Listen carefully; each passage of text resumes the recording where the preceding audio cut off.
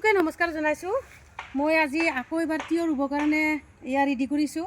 মই আপোনালোকক আগতে আমাৰ তিয়হখিনি দেখুৱাইছোঁ।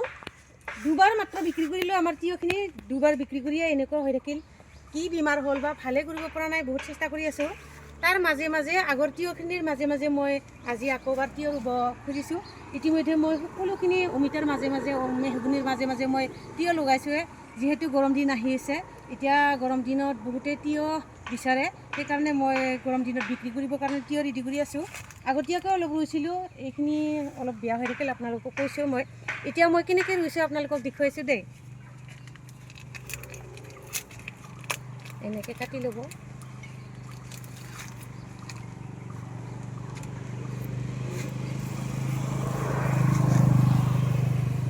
আগতে মই সকলোখিনি তিয়হ ৰুইছোঁৱে,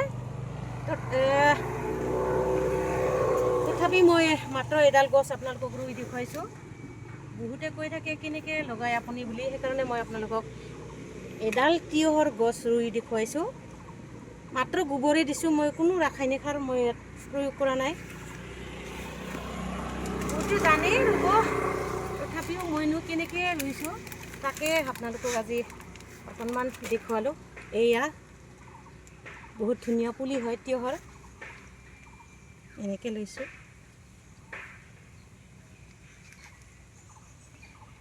অলপ খুব সাৱধানে হেঁচি দিব।